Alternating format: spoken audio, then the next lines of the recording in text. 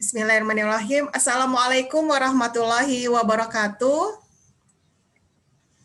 Waalaikumsalam warahmatullahi Waalaikumsalam warahmatullahi Ya, wabarakatuh. alhamdulillah.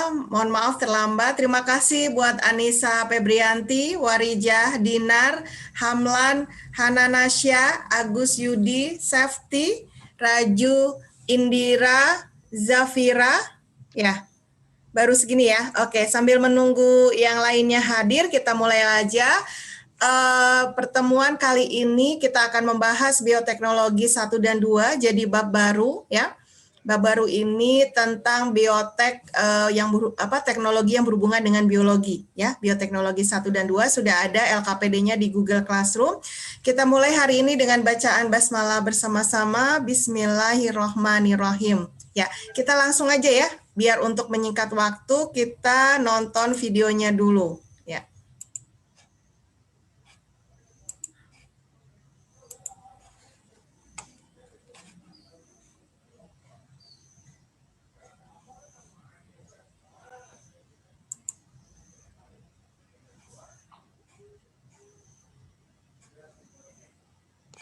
Ya, sebentar ya. Masih loading.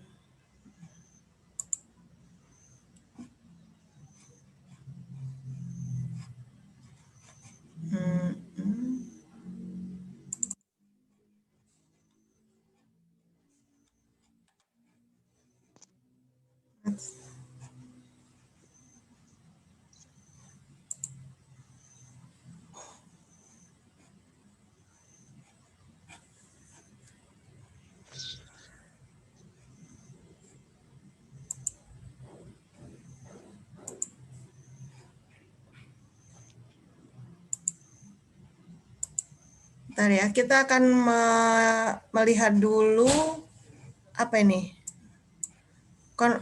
Bioteknologi konvensional ya. Masih loading bioteknologi konvensional.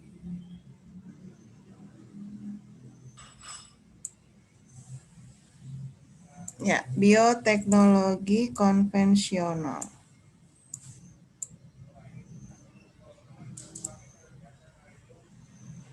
Mana ya? Ya, ini.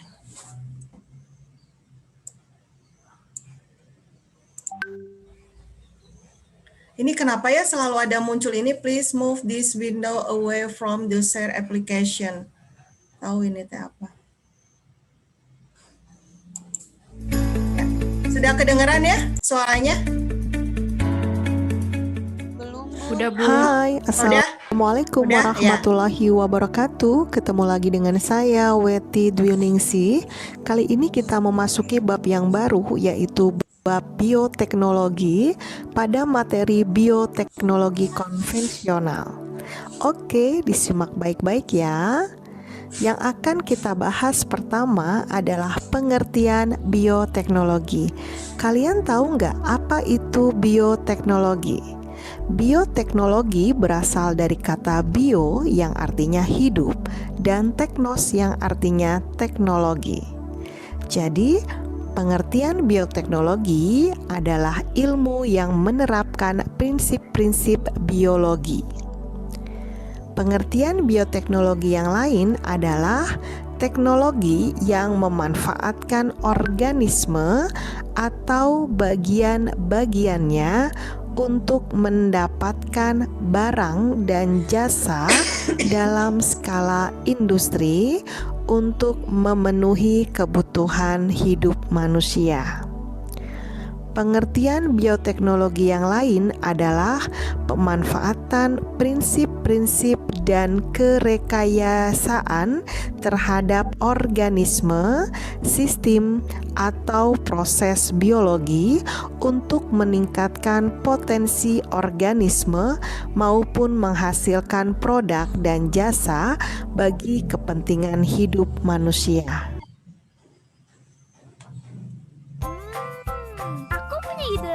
Yuk kita tulis balonnya. Baru Pedal Pop Twister Mermaid. Selagi anak belum berusia 16 tahun, biarkan dia membaca 10 buku ini. Kelak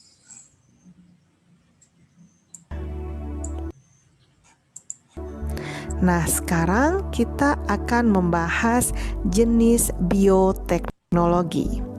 Bioteknologi terbagi menjadi dua macam, yaitu bioteknologi konvensional atau sederhana atau tradisional, dan bioteknologi modern. Kita akan bahas satu persatu ya. Dan sekarang kita akan bahas bioteknologi konvensional. Apa itu bioteknologi konvensional? Yaitu teknik dan peralatan yang digunakan masih sangat sederhana. Bioteknologi konvensional menggunakan mikroorganisme, proses biokimia, dan proses genetik alami. Bioteknologi konvensional menggunakan manipulasi yang biasa dilakukan hanya pada media tumbuh atau substrat dan kondisi lingkungan. Bioteknologi konvensional, kalaupun ada rekayasa genetikanya adalah sederhana dan perubahan genetik yang dihasilkan tidak tepat sasaran. Oke, sekarang kita akan bahas kelebihan dan kekurangan bioteknologi konvensional. Yang pertama akan kita bahas adalah kelebihan bioteknologi konvensional. Yang pertama, biaya produksi murah.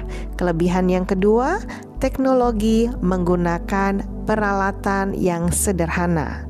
Kelebihan yang ketiga adalah pengaruh jangka panjang sudah diketahui.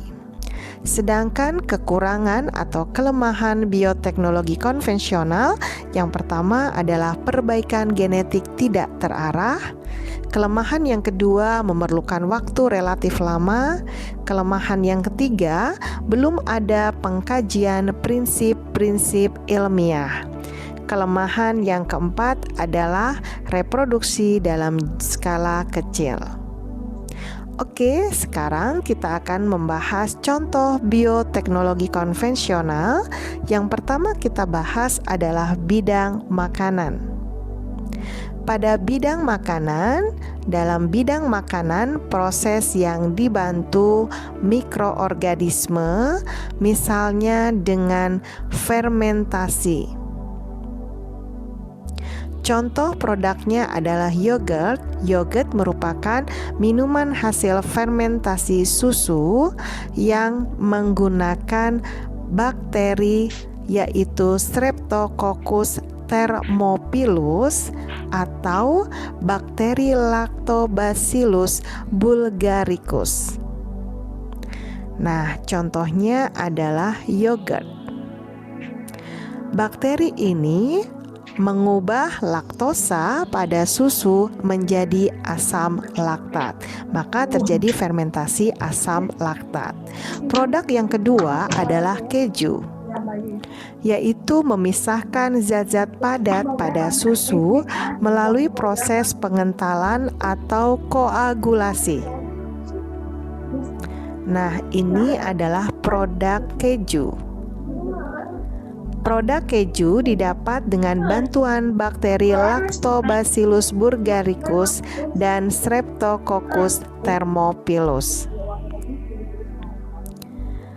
Bakteri ini akan menghasilkan enzim renin, sehingga protein pada susu akan menggumpal dan membagi susu menjadi cair dan padatan atau dadih. Enzim renin akan mengubah gula laktosa dalam susu menjadi asam dan protein yang ada pada dadih atau keju. Nah, produk selanjutnya adalah roti. Pembuatan roti juga memanfaatkan peristiwa fermentasi yang dibantu oleh yes atau hamir atau jamur, yaitu Saccharomyces cerevisiae yang biasa kita sebut sebagai ragi. Ragi pada tepung menyebabkan fermentasi yang menghasilkan gas karbon dioksida CO2 dan alkohol. Gas karbon dioksida atau CO2 berperan dalam mengembangkan roti, sedangkan alkohol akan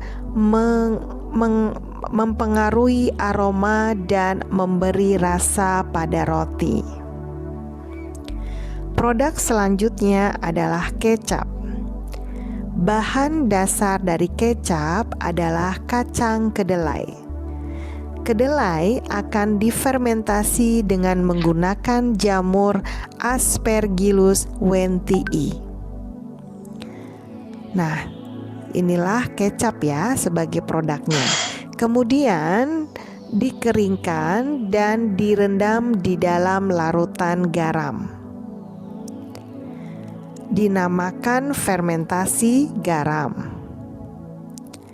Jamur Aspergillus wentii akan merombak protein menjadi asam-asam amino, komponen rasa, asam, dan aroma khas. Jadilah kecap. Produk selanjutnya adalah tempe. Tempe merupakan makanan tradisional berbahan kacang kedelai. Fermentasi dilakukan dengan menumbuhkan jamur yaitu Rhizopus oryzae dan Rhizopus oligosporus pada biji kedelai. Jamur Rhizopus oryzae dan Rhizopus oligosporus akan menghasilkan benang-benang atau hifa yang disebut dengan hifa. Benang-benang itu mengakibatkan biji-bijian kedelai saling terikat dan membentuk suatu struktur yang kompak yang kita sebut dengan tempe. Produk selanjutnya adalah cuka. Bahan dasar pada proses pembuatan cuka adalah etanol yang dihasilkan oleh fermentasi. Nah, ini adalah produk cuka. Bakteri yang digunakan dalam fermentasi cuka yaitu Acetobacter dan Gluconobacter. Bakteri tersebut akan mengoksidasi etanol menjadi asam asetat. Nah, demikian tadi materi tentang. Oke, kita langsung ke video kedua, yaitu bioteknologi konvensional yang lainnya.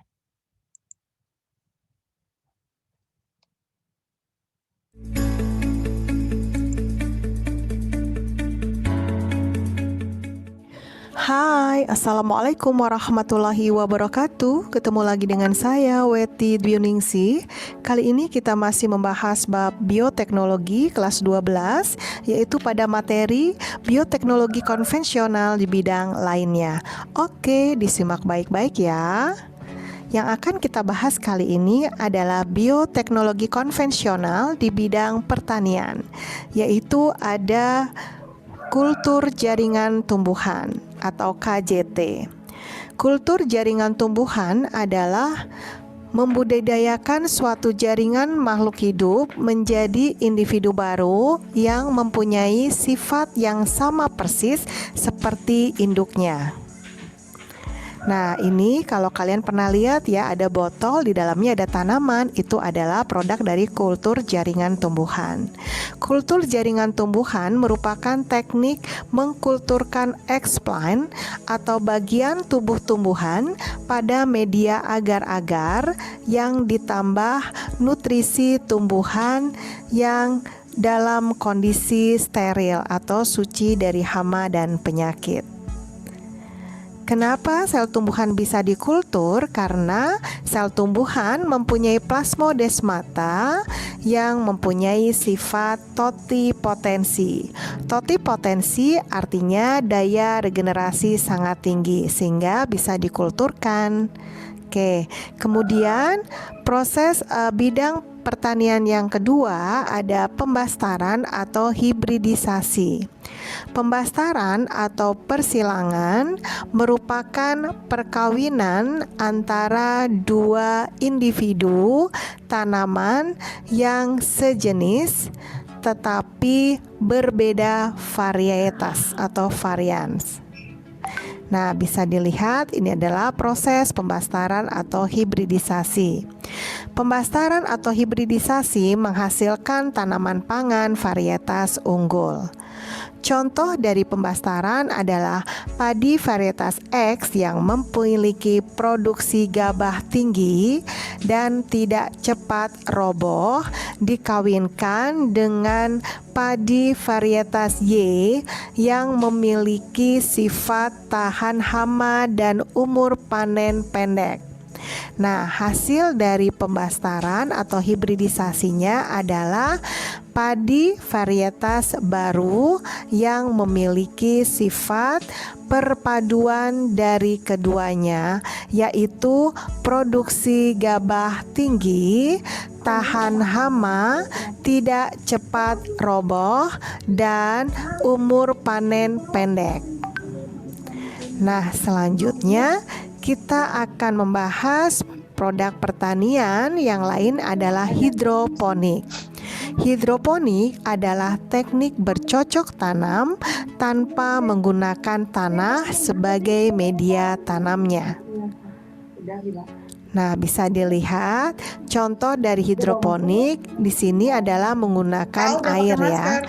Bercocok tanam di dalam pot atau wadah lainnya yang menggunakan air atau bahan yang bersifat porus seperti pecahan genting, pasir kali, batu, kerikil, spon, sabut kelapa, dan arang kayu. Selanjutnya kita akan bahas bioteknologi konvensional di bidang industri. Di bidang industri ada teknik bioremediasi, yaitu suatu proses pengelolaan limbah yang mengandung zat-zat yang berbahaya atau logam berat menjadi limbah yang kurang berbahaya.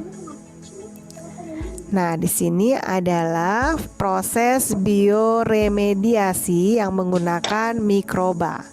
Mikroba yang digunakan adalah Xanthomonas campestris dan Pseudomonas foetida. Nah, sekarang kita bahas tentang bioteknologi konvensional di bidang pengobatan.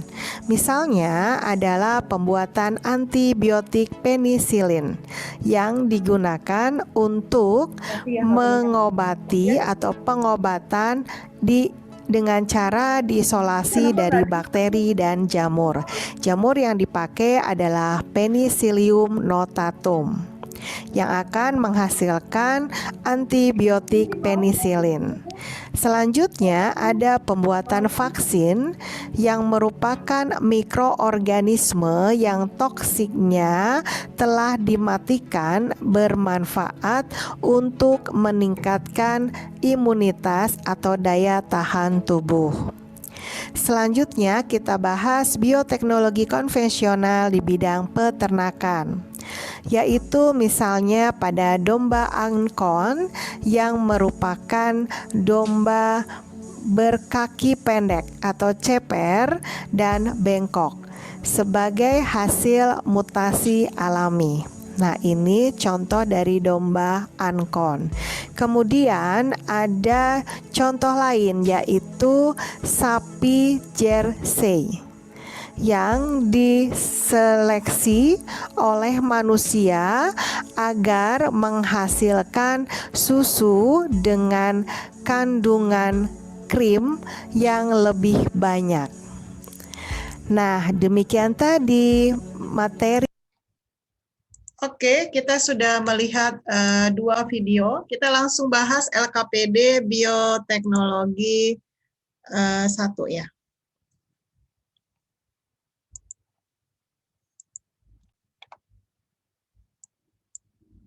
Ya, sudah kelihatan di layar LKPD Bioteknologi 1 sudah?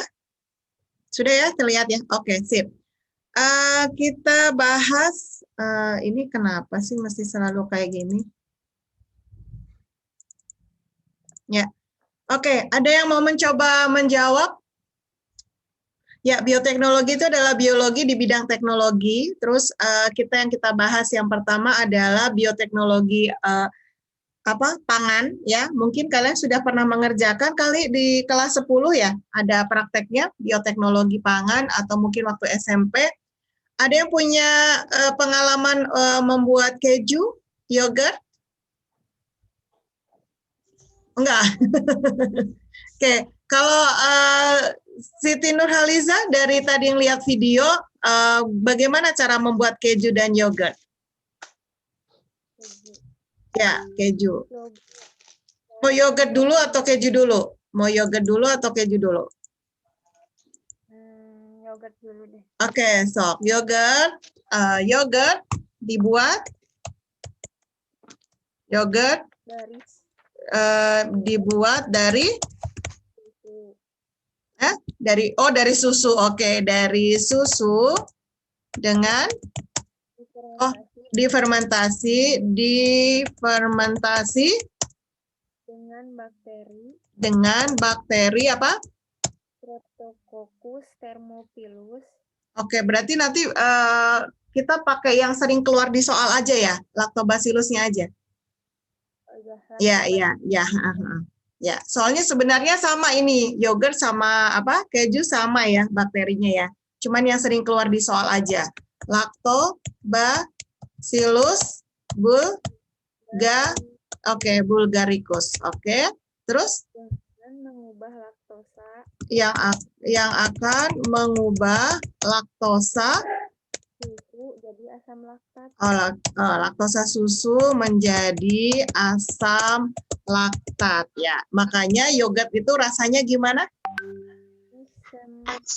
Asam. Ya, betul, asam. Nah, ini yang terjadi fermentasi alkohol atau asam laktat, sayang? Fermentasi asam laktat. Iya, pintar. Fermentasi asam laktat. Oke. Oke, yang keju boleh gantian ke Warijah? Ya, Bu. Oke, sip. Keju terbuat dari susu. Oke, dari susu yang dididihkan dengan menggunakan dengan bantuan bakteri.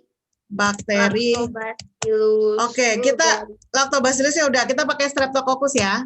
Streptococcus thermophilus. Pintar. Thermophilus terbuat dari susu yang dididihkan ya. Dididihkan tapi harus ada ini ya. Harus dididihkan, boleh dididihkan. Terus membuat dengan bantuan bakteri Streptococcus thermophilus. Terus mengaktifkan enzim renin, Bu. Oke, pintar. Mengaktifkan enzim renin. Jadi susunya menggumpal. Membuat terjadi ya, mengaktifkan enzim renin yang mengakibatkan gumpalan, mengakibatkan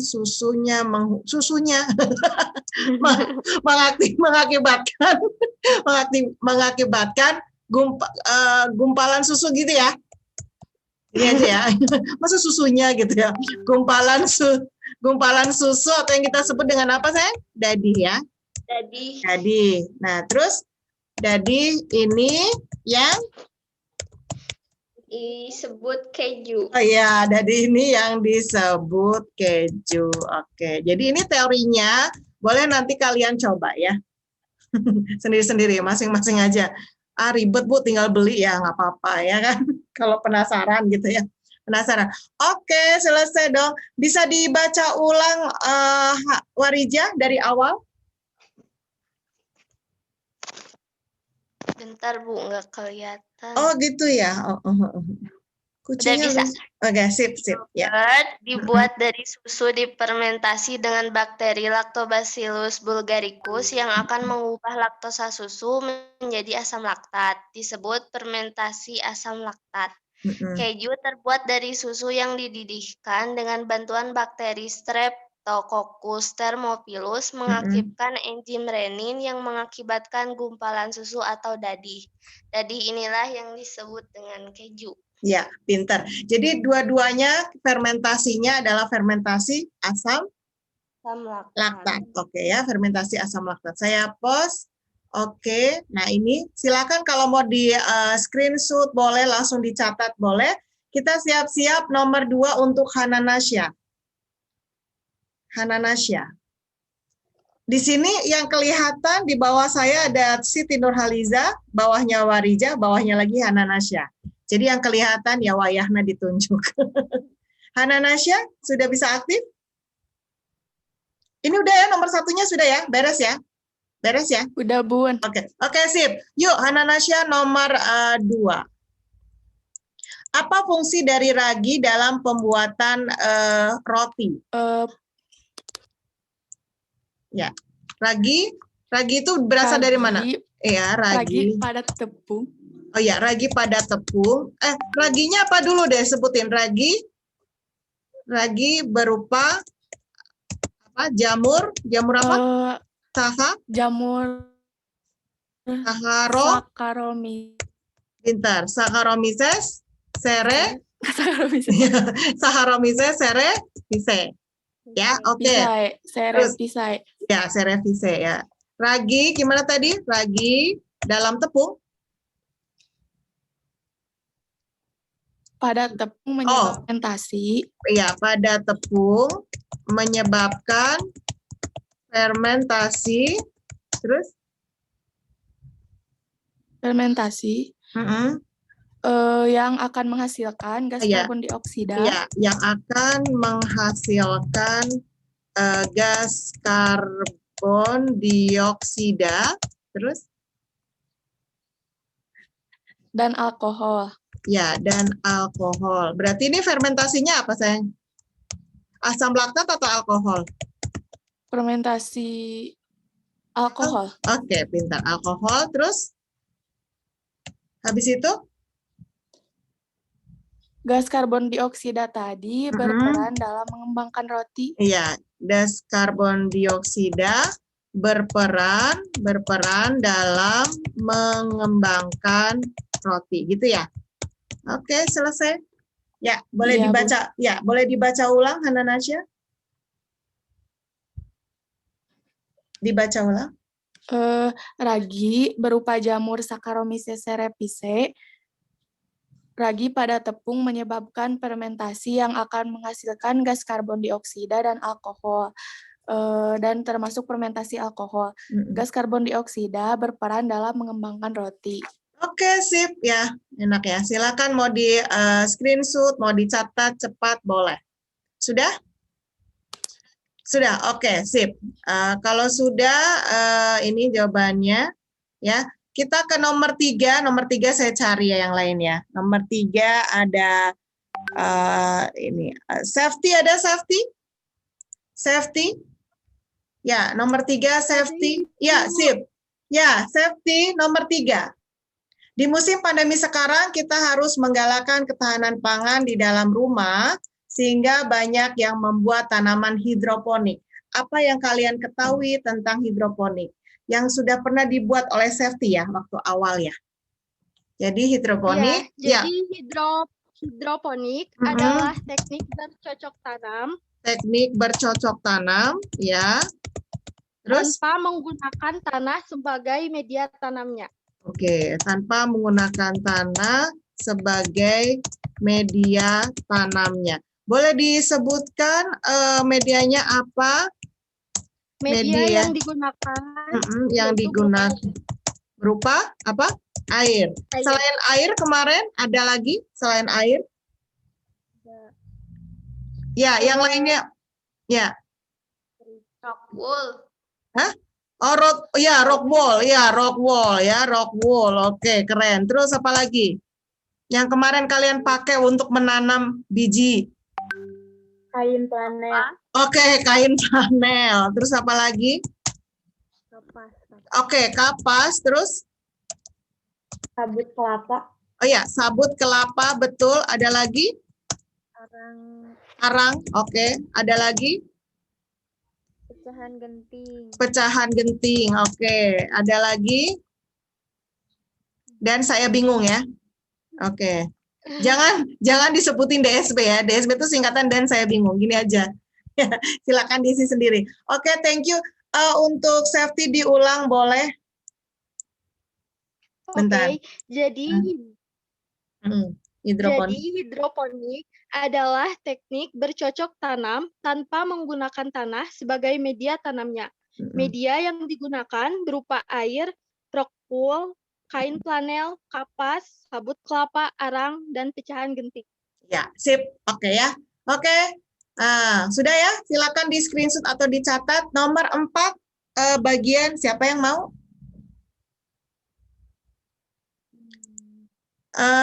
Boleh menunjuk Alma? Alma ada? Alma ada? Oke. Lagi di perjalanan. Oh lagi perjalanan ya. Udah tuh ya, jangan ya, udah kasihan. Oke. Kita ke Indira, ada Indira? Indira ada. Oke, sip. Ya, sip. Nomor 4 Indira. Nomor 4 bentar, ini kok belum maju. Nah, nomor 4 pemerintah sedang mengadakan pemberian vaksin COVID-19 kepada seluruh rakyat Indonesia secara bergilir. Kalian takut nggak mau divaksin? Pertanyaannya gitu ya. Vaksin merupakan salah satu produk bioteknologi. Bisakah kalian menjelaskan proses pembuatan vaksin? Vaksin adalah? Vaksin adalah proses pembuatannya, Bunda. Boleh. Proses pembuatan vaksin. Proses atau vaksin itu sendiri boleh kok. Proses sama. Proses pembuatan vaksin, oke. Vaksin berasal dari virus atau bakteri. Berasal dari virus atau bakteri atau patogen ya. Boleh ditambahin ya? Oke, atau patogen yang dilemahkan. Oke, yang dilemahkan. Diemahkan ya. Kemudian dilemahkan. Kemudian disuntikan ke tubuh untuk mencegah penyakit. Oke, prosesnya kenapa tiba-tiba tubuh bisa bisa mencegah penyakit? Tubuh membuat apa? Indira, membuat apa? Membuat antibodi. Iya, membuat antibodi ya. Jadi virus COVID-19 ini ya, virus yang dilemahkan itu disebut dengan antigen ya, pelajaran kelas 11 ya, imunitas. Virus yang dilemahkan itu disebut antigen. Kalau antigen masuk ke tubuh ya, maka tubuh kita akan demam ya, tubuh kita akan demam, itu artinya kita membuat tadi yang disebut sama Indira. Maka tubuh kita membentuk apa? Antibodi. Ya, jadi antibodi ini bisa diibaratkan sebagai tentara dalam tubuh kita. Nah, jadi vaksin itu adalah mengenalkan ini loh, ada musuh yang namanya COVID-19. Hai tubuh, ada musuh yang namanya COVID-19. Kemudian tubuh kita kaget, waduh ada serangan musuh, maka tubuh kita menggigil kan, bukan menggigil, paling cuma meriang-meriang dikit kan. Nah pada saat meriang-meriang itu tubuh kita sedang membuat pasukan untuk melawan COVID-19. Jelas ya? Jadi nanti kalau habis divaksin, kitanya meriang, itu proses bagus di dalam tubuh, berarti tubuh kita merespon positif terhadap vaksin, artinya kita bisa membuat antibodi. Jelas ya? Tapi kalau misalnya sebelum divaksin sudah demam duluan, boleh nggak? Boleh nggak? Gimana? Ada yang bisa jawab? Kalau divaksin udah demam duluan gitu, boleh nggak? Udah sakit duluan, boleh nggak? Kira-kira boleh nggak? Enggak, iya. Karena Biasanya enggak. iya, biasanya enggak, benar. Karena apa? Karena tubuh kita sedang tubuh orang yang demam itu sedang melawan suatu penyakit gitu. Jadi nanti kalau dikasih vaksin justru nanti bingung tubuhnya gitu. Ya, maka nanti kalau mau divaksin harus benar-benar sehat. Kalau merasa meriang, sakit, demam ya nggak boleh gitu. Percuma gitu. Percuma tidak maksimal dalam pembuatan antibodi. Jelas ya? Ada pertanyaan tentang vaksin? Tidak. Oke, berarti kita selesai LKPD Bioteknologi 1. Nanti yang belum ngomong ke bagian di LKPD Bioteknologi 2 ya. Oke. Bisa saya tutup share-nya atau masih ditulis? Anissa masih nulis nih kelihatan. Udah selesai Anissa? Udah? Oke, boleh. Oke, ya. Udah, Bun. Oke, sip. Sudah semuanya? Sudah ya? Oke, ya, sudah ya. Ini sudah 4-4-nya, refleksinya jangan lupa ditulis ya. Oke, kita stop share dan kita langsung ke nonton video yang LKPD 2, yaitu tentang bioteknologi modern ya.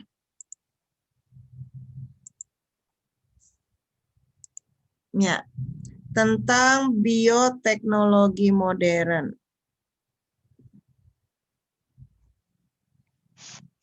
Oke, nah ini. Ini syutingnya. Kamera roll, ledakan siap, action!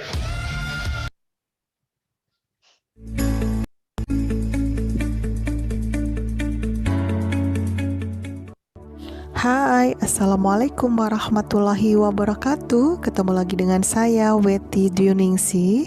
Kali ini kita masih membahas bab kelas 12, yaitu bab bioteknologi pada materi bioteknologi modern.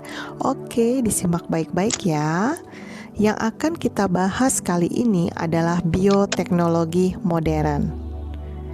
Ilmu-ilmu pendukung dalam bioteknologi modern diantaranya adalah mikrobiologi, ilmu tentang mikroorganisme, ada biokimia, genetika, biologi sel, teknik kimia, dan enzimologi.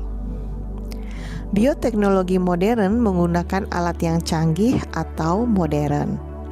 Terdapat 4 prinsip dasar bioteknologi, yaitu yang pertama penggunaan agen biologi, kemudian menggunakan metode tertentu, dan dihasilkannya suatu produk turunan, dan melibatkan banyak disiplin ilmu. Selanjutnya kita akan membahas tentang kelebihan bioteknologi modern.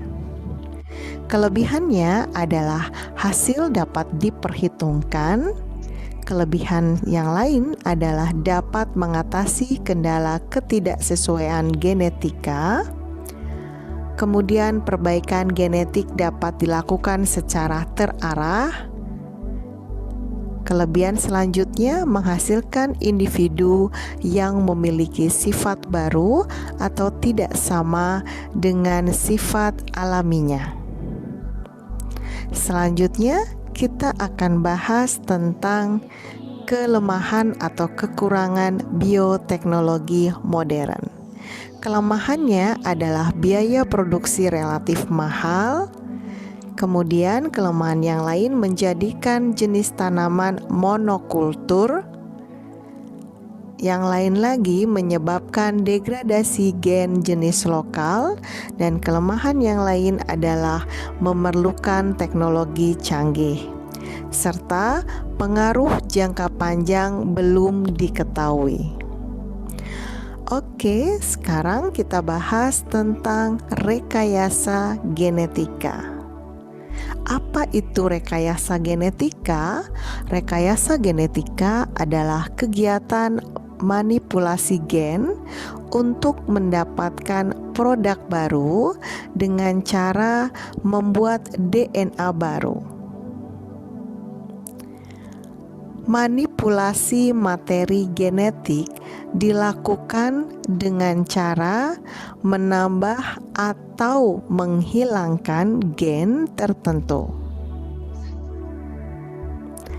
Produk hasil rekayasa genetika adalah yang pertama tanaman transgenik dan yang kedua adalah hewan transgenik. Kita bahas satu persatu ya. Tanaman transgenik. Tanaman transgenik adalah tanaman yang telah mengalami perubahan susunan informasi genetik dalam tubuhnya. Nah, ini contoh dari tanaman transgenik. Beberapa tanaman transgenik telah diaplikasikan untuk menghasilkan 3 macam sifat unggul, yaitu sifat unggulnya tahan hama, tahan herbisida, dan buah yang dihasilkan tidak mudah busuk. Selanjutnya kita bahas tahapan pembuatan tanaman transgenik. Yang pertama adalah identifikasi atau pencarian gen yang akan menghasilkan sifat tertentu atau sifat yang diinginkan. Tahap pembuatan yang kedua adalah gen yang diinginkan dapat diambil dari tanaman lain, hewan, cendawan, atau bakteri. Tahap selanjutnya, cloning gen menggunakan plasmid. Plasmid adalah lingkaran DNA pada bakteri. Nah, ini contoh dari tanaman transgenik. Vektor cloning atau plasmid di dalam bakteri ikut berkembang biak dengan bakteri sehingga menjadi banyak. Tahapan selanjutnya adalah apabila gen sudah banyak, maka akan dilakukan transfer gen asing terhadap bagian tumbuhan seperti daun. Selanjutnya, metode transfer inti yaitu transformasi DNA menggunakan bakteri Agrobacterium tumefaciens atau menggunakan elektroporasi dengan bantuan listrik. Nah, sekarang kita akan membahas hewan transgenik. Hewan transgenik adalah rekayasa genetik pada hewan bertujuan untuk menghasilkan hewan ternak yang memproduksi susu dan daging yang berkualitas, ikan yang cepat besar dan mengandung vitamin tertentu dan sebagainya. Nah, ini adalah contoh hewan transgenik. Oke, demikian tadi. Oke, kita langsung ke bioteknologi modern yang kedua. Kita ngobrolin tentang DNA rekombinan. Mana ya DNA? Ya. If you are passionate about mechanical gaming keyboards and our gold standard mechanical switches, you've come to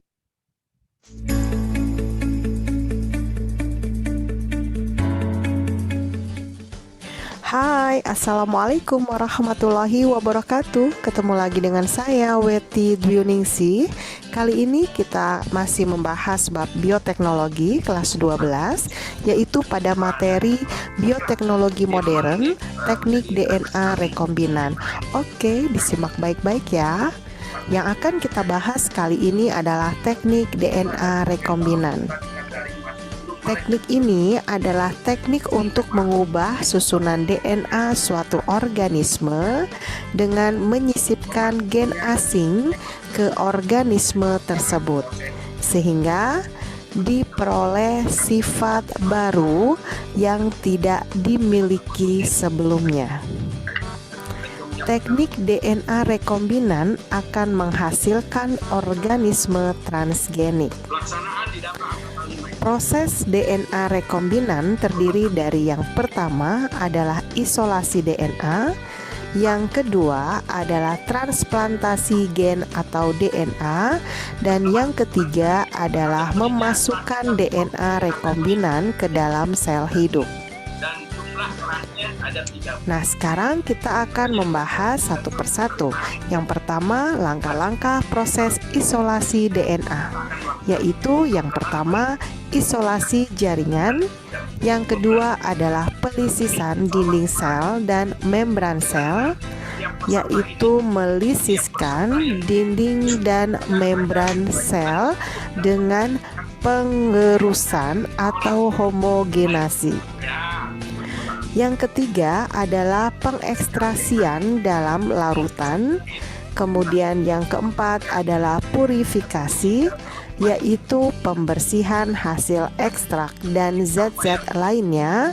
Dan yang kelima adalah presipitasi, yaitu bertujuan untuk mengendapkan protein histon sehingga untai DNA tidak lagi menggulung dan berikatan dengan protein histon sehingga DNA dapat terlihat jelas. Nah, ini adalah gambar dari teknik isolasi DNA yang terdiri dari isolasi jaringan, kemudian ada pelisisan membran, kemudian ada purifikasi, dan yang terakhir adalah presipitasi. Selanjutnya, tahap yang kedua adalah transplantasi gen atau DNA.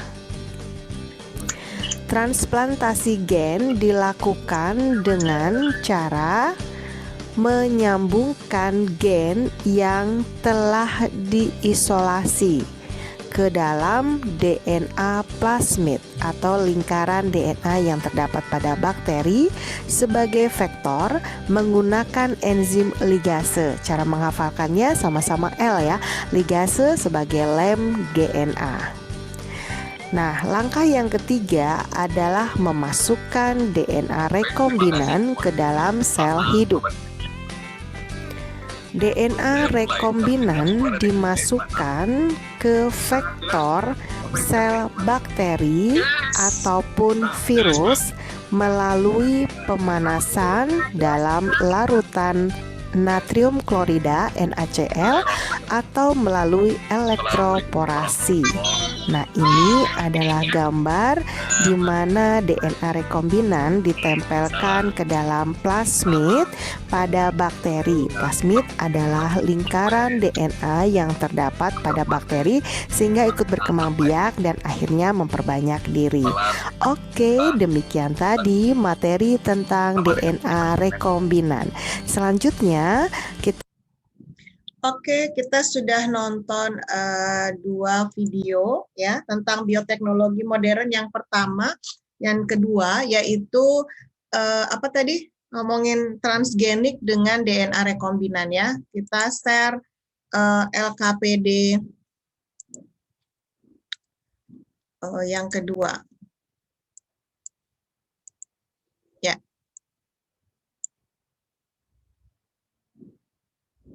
Ya, LKPD yang kedua sudah terlihat di layar?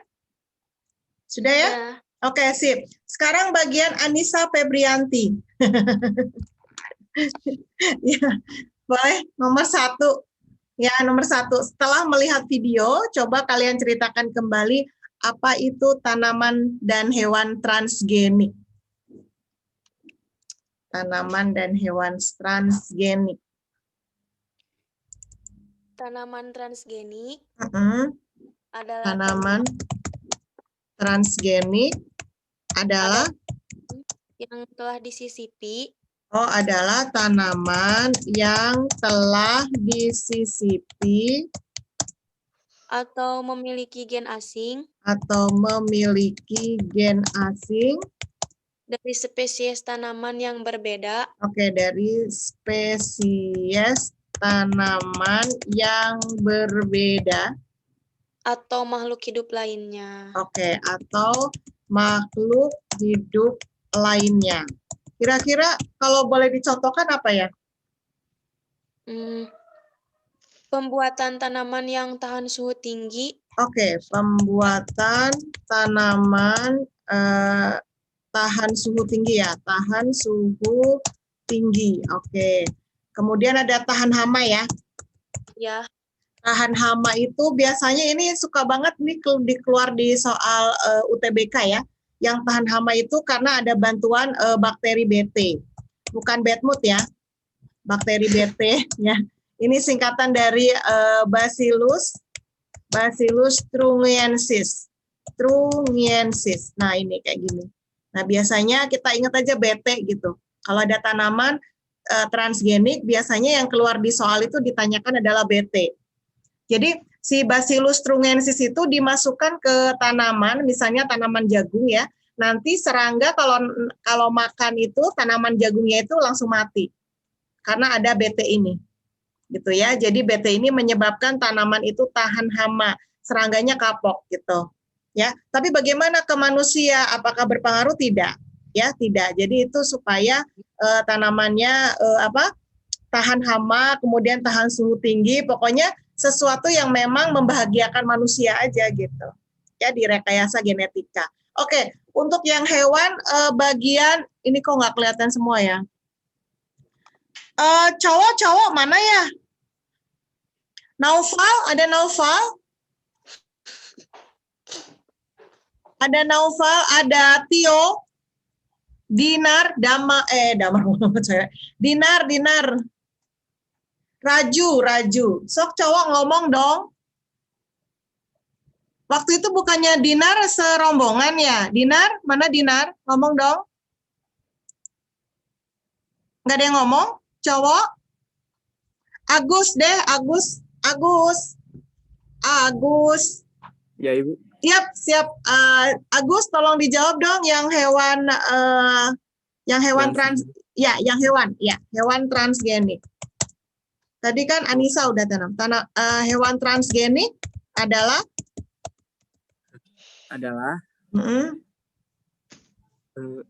yang kayak itunya, Ibu. Iya, itu sama, itu sebenarnya tanamannya tinggal diganti hewan. Itu kata-katanya Anissa boleh dipakai. Boleh lah. Atau kamu mau punya kata-kata sendiri boleh gitu loh, Gus. Terserah gitu. Kan sama sebenarnya. Jadi boleh. Kalau menurut saya mah, boleh. Transgenik adalah rekayasa genetik. Iya, rekayasa genetik. Oke. Pada hewan. Pinter. Pada hewan. Yang bertujuan untuk menghasilkan hewan ternak. Ya, untuk menghasilkan hewan ternak yang bertujuan menghasilkan hewan ternak. Yang gimana? Yang dapat memproduksi susu. Oh ya, yang dapat memproduksi susu, daging, terus? Berkualitas. Oh iya, berkualitas. Jadi intinya adalah supaya manusia bahagia, benar nggak, Gus? Ya kan? Ya, nanti Agus, kalau memang tertarik dengan dunia ini ya, gitu ya, atau milih, atau kan udah jarang ya anak-anak kalian SMA itu milih jurusan tuh pertanian, peternakan, itu jarang ya. Ya, yang diinget-inget tuh kalau teknik mah ya memang sih ya wajar ya, apalagi seorang laki-laki lah ya pengennya teknik gitu ya. Oke, tapi tekniknya teknik pertanian dong, teknologi pertanian, teknologi pangan, teknologi peternakan gitu loh ya. Ya, kemudian kalau selama ini kan kita tuh mikirnya pengen jadi dokter, ya kan? Ya, rebutan ya. Ya, jadi kenapa nggak berpikiran bahwa kita itu jangan salah loh, sudah mulai krisis pangan. Nah, jadi bagaimana kita menggunakan teknologi ini untuk supaya kita tidak kerebutan makanan nanti di suatu saat zaman nanti itu kita bisa rebutan makanan gitu ya. Ya, mudah-mudahan nanti bisa punya pandangan luas ya, Agus ya. Agus mau masuk kuliah di mana? Gus mau coba Akpol, Bu. Tuh ya, Akpol nggak apa-apa. Itu emang udah cita-cita ya. Amin, amin ya robbal alamin. Akpol, Akmil gitu ya.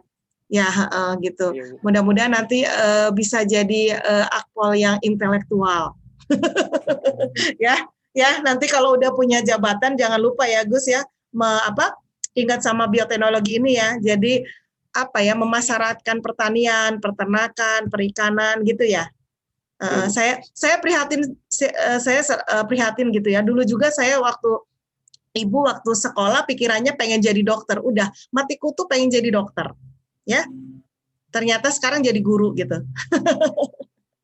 Ya, oke. Yang lainnya juga ya nanti bisa dipertimbangkan ya. Sekarang kan lagi ditanya sama Bu Susi ya, pengen masuk jurusan apa gitu ya, masih bingung-bingung ya. Buat yang mau ikut SNMPTN ya, UTBK gitu ya, tolong dipertimbangkan jurusan-jurusan yang harusnya kalian itu jadi ahli, jadi expert gitu ya. Jangan rebutan ke jurusan yang sudah lumrah gitu. Oke ya, oke. Thank you Agus, keren banget ya jawabannya. Ini saya cerita sambil kalian boleh mencatat, boleh screenshot ya.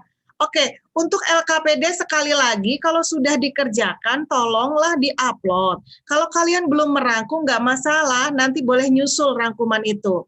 Karena saya baru akan mengoreksi sekitar selesai semua materi. Jadi mungkin minggu depan kita sudah selesai semua materi.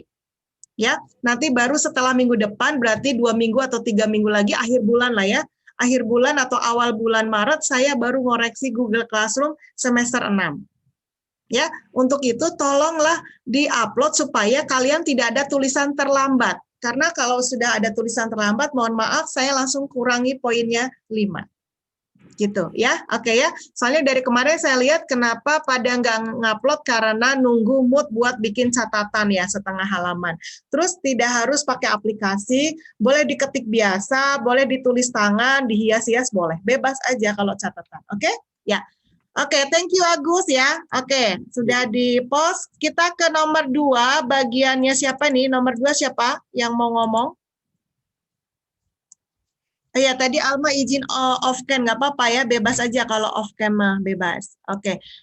Kayaknya peserta paling banyak nih, Panam, 22. Dari kemarin belasan ya, terima kasih ya. Oke. Ada, mana sih siapa? Siapa yang mau ngomong nomor 2 nih? Ayo. Ngomong dong. Hamlan, ada Hamlan? Hamlan? Hamlan?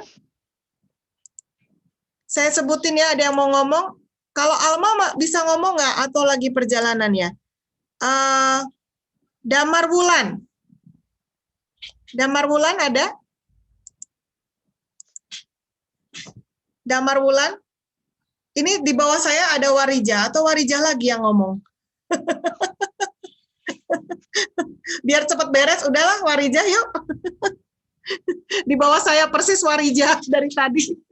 Ya, Wariza, ya Wariza, Wariza, Anissa sama Hananasya yang di bawah saya. Oke, Wariza bisa dibantu nomor 2 biar cepat beres. Teknik Teknik DNA, ya DNA rekombinan. Apa aja? Terdiri dari 3 ya. 1, apa saya? Isolasi DNA.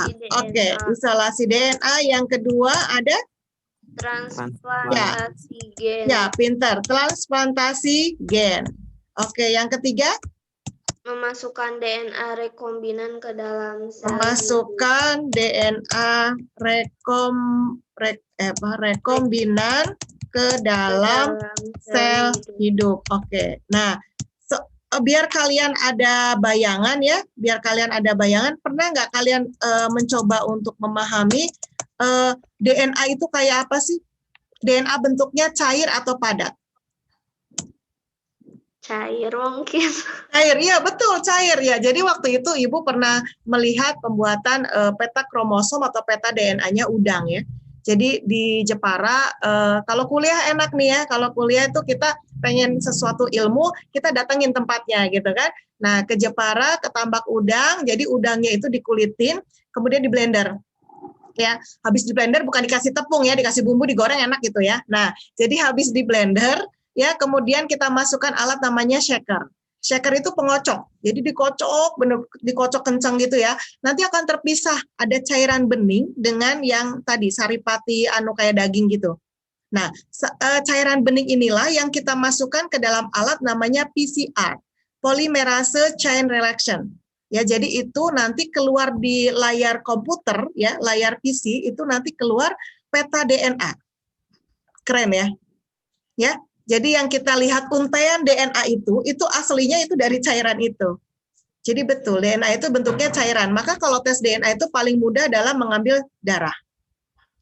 Gitu ya, darah ya. Kalau selnya bisa sih, tapi selnya harus dihancurkan dulu gitu. Dihancurkan dulu. Makanya itu yang namanya DNA. Nah, sekarang kalau kita melihat teknik DNA rekombinan, ya ada isolasi DNA. Bagaimana cara isolasi DNA yang tadi barusan saya sebutin? Kita mengambil cairan itu. Ya, kemudian ada transplantasi gen ya kan? Ini. Yang transplantasi gen itu adalah memasukkan menempel. Jadi gennya itu kita ambil. Nah, ini transplantasi gen ini kita membutuhkan gunting. Jadi DNA itu bisa digunting. Ya. Namanya guntingnya otomatis cairan juga, namanya enzim endonuklease restriksi. Nah, ini adalah guntingnya DNA. Jadi maksudnya gunting itu adalah memotong DNA.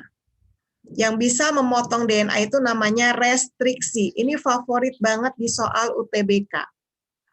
Ya, kemudian kalau kita bisa menggunting berarti kita bisa apa? Menempel. Ya. Nah, sekarang enzimnya apa? Enzimnya namanya ligase. Ligase. Ya, cara ngafalinya gampang, sama-sama L, lem. Ya, lem DNA. Nanti di soal jangan nyari ada kata lem ya, itu mah ibu aja yang bikin ya. Jadi menempel DNA. Menempel itu kan sama artinya dengan lem. Lem itu ligase gitu loh, cara menghafal mudahnya. Ya. Nah, sudah ini nanti kenapa kita memasukkan memasukkan gen rekombinan ke dalam sel hidup. Misalnya tadi Agus tadi pengen bikin sapi yang susunya bagus, terus kemudian dagingnya berkualitas tinggi, maka kita tinggal mengambil gen yang dari sapi berkualitas, kemudian kita transplantasikan ke sapi yang lain boleh. Gitu. Atau misalnya kita ingin memperbanyak. Kalau kita ingin memperbanyak DNA atau gen, maka kita gunakan plasmid. Nah, plasmid. Plasmid adalah lingkaran DNA pada bakteri. Bakteri yang dipakai biasanya adalah bakteri Escherichia coli. Pernah dengar? Atau yang kita sebut dengan bakteri E. coli. Kalau di tubuh kita ada nggak bakteri E. coli? Ada ya? Di bagian mana? Waktu kalian belajar sistem pencernaan? Di bagian mana? Usus? Usus besar. Ya, jadi bakteri E. coli ini adalah bakteri yang berjasa besar buat kita karena dia yang membentuk feses kita bagus. Tahu feses kan? Ya, jadi kalau misalnya bakterinya ngambek, apa yang terjadi? Ya, kita bisa menwa. Tahu menwa nggak? Mencret wae. Ya kan? Ya, kalau ngambek nanti kita terlalu cair, jadinya fesesnya cair gitu kan, jadi mencret wae. Kemudian kalau ngambeknya terlalu airnya itu tidak diserap, maka terjadi sembelit gitu. Jelas ya? Nah, itu adalah E. coli. Tetapi kalau di luar tubuh manusia, E. coli itu yang pertama sebagai indikator pencemaran, yang kedua bisa digunakan untuk perbanyakan gen. Nah, jadi bisa kebayang nggak? DNA-nya dipotong, kemudian ditempelkan ke plasmid bakteri. Kemudian bakterinya membelah terus-menerus, jadinya DNA-nya itu banyak. Nah, itu namanya perbanyakan. Ini tingkat dewa ya, maksudnya imajinasinya liar gitu ya. Saya sendiri belum pernah melaksanakan, cuma ngomong doang ya, omdo. Nah, itulah kelemahan pendidikan di Indonesia, terlalu banyak omong.